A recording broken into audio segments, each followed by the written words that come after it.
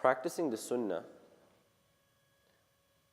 and expressing ourselves as Muslims and holding on to our ideals as Muslims is easier done when everyone around you is doing the same. So, eating in a sunnah method, sleeping in a sunnah method, doing things that the Prophet ﷺ did, it's easier when you have encouragement around you. However, when there are people that don't understand what you're doing, it's more rewarding to practice on the sunnah and to hold on to our deen. Like for instance, something as simple as stopping from work and praying, avoiding haram when there's a communal party or at work, not interacting with the opposite gender in an inappropriate manner. These are things that when there are Muslims around you, it's easier to act on, but when you are in a place that is predominantly non-Muslim, for instance, a workplace, you're with your coworkers, you're at school, it becomes even more difficult. But proportionate to the difficulty will be the reward in doing that action. There's a hadith recorded in the Sunan of Ibn Majah that Ma'qil ibn Yasar radiyallahu ta'ala an, he was with a group of Sahaba, and they were visiting some of the wealthy people in Persia. This time, Islam is spreading from Mecca and Medina. Now they're starting to go into Persia. So when they get into Persia, there is a chief of a town, and these people aren't Muslims, but they're very wealthy people. They're known as Dihqan, very wealthy people. So Ma'qil ibn Yasar, he has to talk to these people about Islam.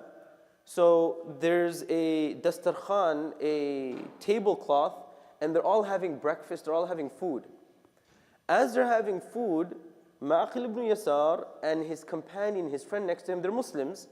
So he's eating, and as he's eating, a part of the food falls from his hand and doesn't go onto the plate. It falls on the side, onto the dastarkhan, onto the tablecloth. So Ma'qil ibn Yasar, he goes to pick it up, he blows on it, and he's about to put it in his mouth.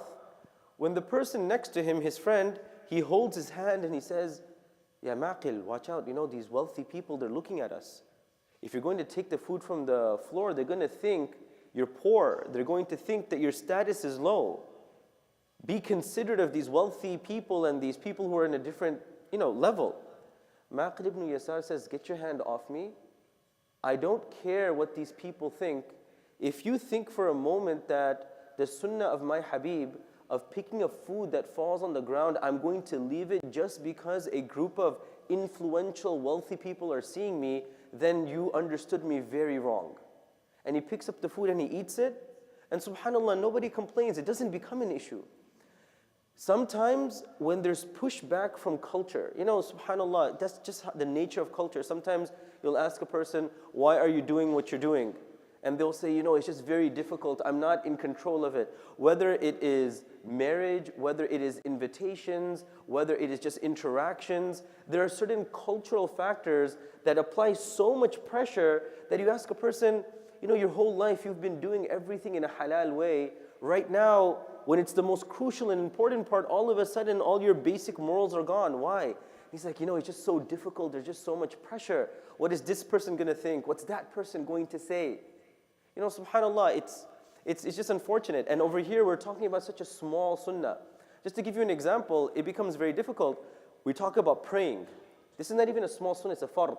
If I'm in the airport and there's only like a few minutes left for Maghrib and my flight leaves in still another 20 minutes, I have to go to the side and pray.